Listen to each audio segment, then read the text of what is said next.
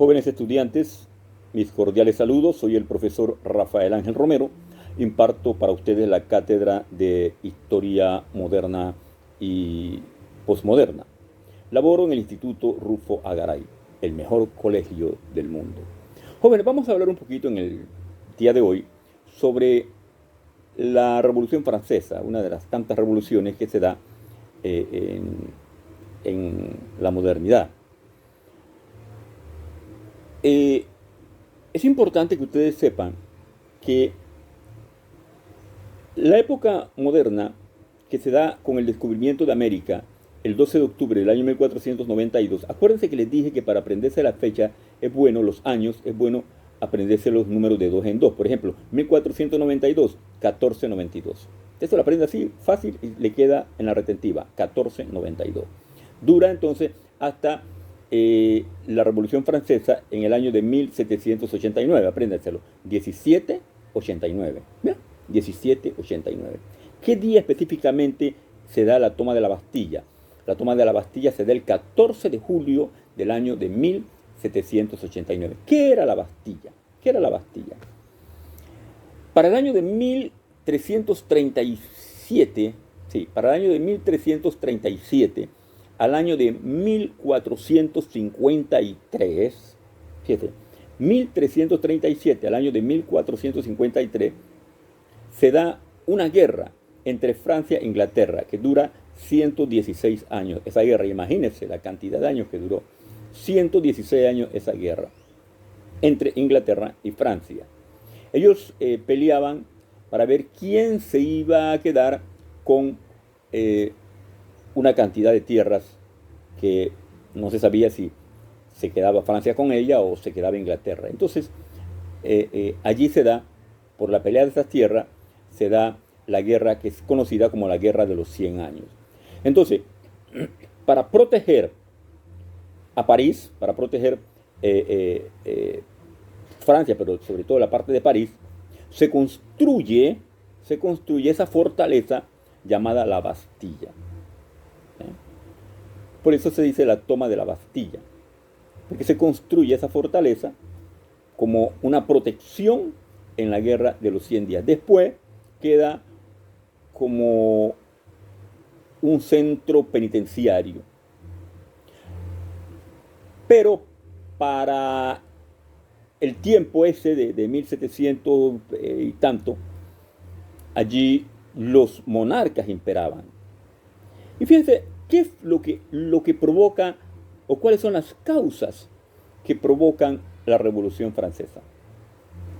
Para esa época estaban los monarcas, o sea, la monarquía, los reyes, ellos imperaban, ellos eran los máximos gobernantes, como decir aquí en Panamá, el presidente de la República. Entonces, eran los máximos gobernantes y ellos se creían con un poder absoluto. Ellos hacían lo que les daba la gana, gastaban el dinero que les daba la gana, y cuando algo no les gustaba, se apropiaban. Por ejemplo, subían los impuestos, había que pagarle impuestos, y si la persona no tenía para pagarles impuestos, les quitaban las tierras, mandaban a prisión a quien le daba la gana, le quitaban la cabeza a quien les daba la gana. O sea, ellos se creían el poder supremo, se creían los mandados por Dios para gobernar, ¿no? Como que Dios los protegía. El segundo grupo fuerte era el clero, la iglesia.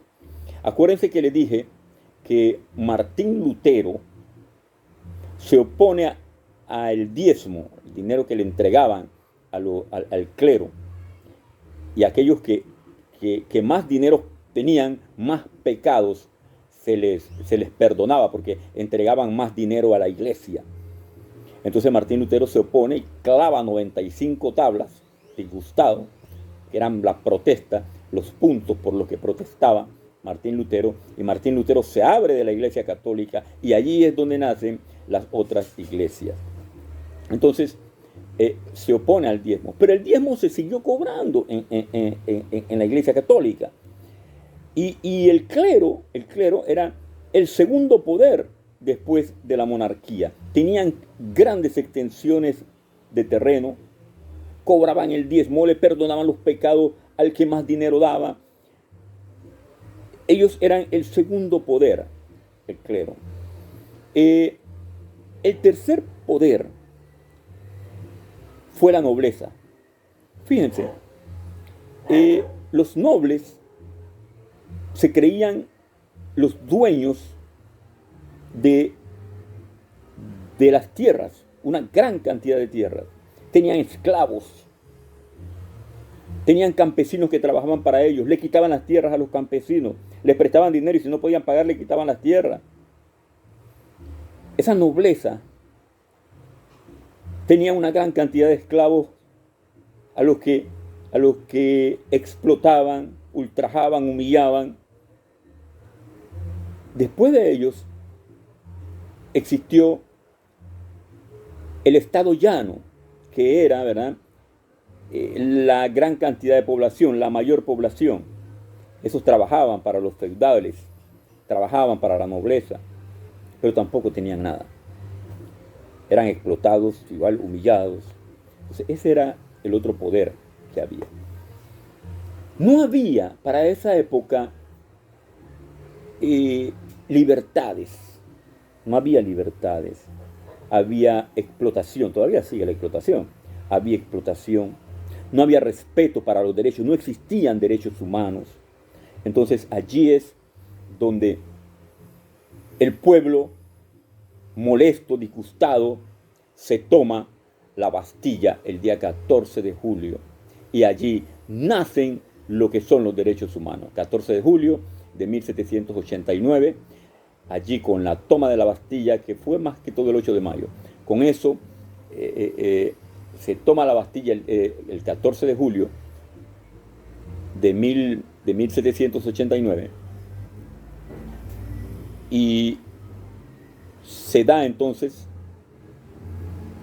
lo que es la finalización de la época moderna y posmoderna. Para esa época, con la toma de la Bastilla, 14 de julio del año de 1789. Jóvenes, ha sido para mí un placer haber estado con ustedes. Hemos hablado un poquito de manera somera, sucinta, de manera rápida, sobre la Revolución Francesa, la toma de la Bastilla, la guerra de los 100 años, ¿no? Son aspectos importantes que ustedes deben conocer, aunque sea por encimita, como lo acabo de explicar. Un placer y nos vemos en la próxima clase.